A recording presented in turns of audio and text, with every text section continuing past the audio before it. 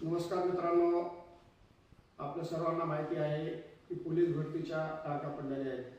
ग्राउंडच्या तारखा 11 तारखेपासून सुरू आहेत, 11, 14 दिन पुढे। सर्वांनी आपण खूप वर्षभर 2 वर्ष मेहनत केलेली आहे, त्या मेहनतीची आता परीक्षा आहे। तर एक काही छोट्याशा सूचना आहेत मला जे वाटतात ते मी तुम्हाला काही सांगू इच्छितो। सूचना अशा आहेत की ज्या ठिकाणी आपण भरतीला आपलं नाव आलेलं आहे त्या ठिकाणी थोडंसं आपण वेळेवर पोहोचा। वेळेवर पोहोचल्यानंतर तिथं बऱ्यापैकी आराम करा, थोडीशी झोप घ्या, संध्याकाळी थोडंसं हलकं जेवण करा। आणि आपण काय तिथं पिकनिकला गेलो नाही आहे, नशा वगैरे करणं, दारू करणं, मित्राबरोबर पार्ट्या करणं असं जर केलात तर तुमचं खूप मोठं नुकसान होऊ शकतं। बऱ्याचशा ठिकाणी काही समाजसेवकांनी, अकॅडमीवाल्यांनी राहण्याच्या सुविधा केलेल्या आहेत, तर तिथं जर तुमची सोय झाली तर खूप चांगली गोष्ट आहे, नाही तर स्वतःची सोय स्वतः करा। रात्री जेवढा चांगल्या पद्धतीने आराम करता येईल तेवढा आराम करा। सरासरी 4 वाजता आपल्याला ग्राउंडच्या ठिकाणी जायचं आहे, तर आपण 10 मिनिटं 15 मिनिटं लवकर जा। जर 10-15 मिनिटं आपण उशिरा गेलो तर तिथं पुन्हा गेट बंद होईल, तुमची टेन्शन बाजू वाढेल, बऱ्याच काही गोष्टी होत आहेत।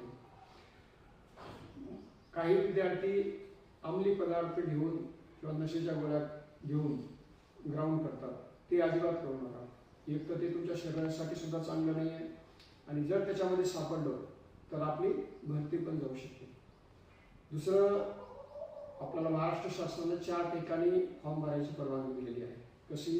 एक जिल्हा पोलीस, जेल पोलीस, ड्रायव्हिंग आणि SRPF।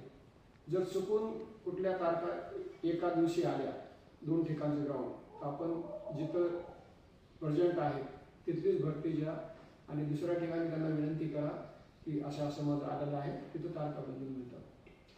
तुम्हाला जशी प्रॅक्टिस करताना ग्राउंडची सवय आहे, तुम्हाला शूज घालून पळायची सवय आहे तो शूज घालून पळा। जर शूज घालायची सवय नसेल तर शूज न घालता तुम्ही पळू शकता, कारण तिथं काय ते वेगळं करू नका।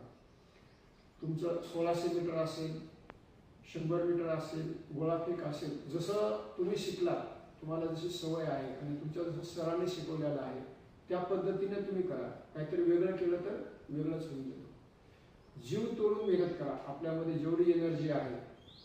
जसे आपण म्हणतो किंवा मला मायबापाकडे बघून पळायचे, मला वर्दी घ्यायचे, 100% खरं आहे। मी परत सांगतो की जीव तोडून प्रयत्न करा, पण जीव महत्त्वाचा आहे, पण लक्षात घ्या।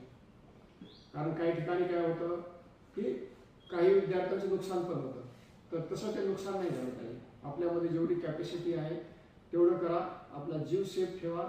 भरती ही भरपूर काही आहे, पण भरती सर्वस्व नाही, हे पण लक्षात असू द्या। आणि डिसिप्लिन महत्त्वाचं आहे।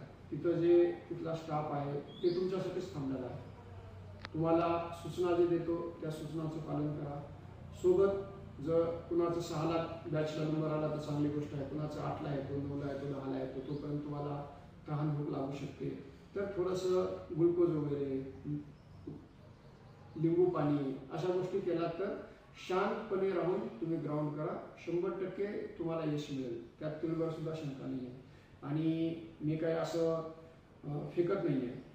आज जे तुम्ही करताय ते मी 1992ला केलेलं आहे। तुमच्यासारख्याच परिस्थितीमधून मी इथं आलेलो आहे, तेव्हा पण तीच परिस्थिती होते। रेल्वेनं जायचं, तिथं थांबायचं, उपाशी पोटी राहायचं। जे तुम्ही आज करताय ते ऑलरेडी मी केलेलं आहे, आणि तेव्हापासूनचे अनुभव तुम्हाला शेअर करत आहे। मी अकॅडमीच्या विद्यार्थ्यांना पण तेच सांगतो, तेव्हा पण तेच सांगितले, आज पण तेच सांगतो की मेहनतीशिवाय पर्याय नाही।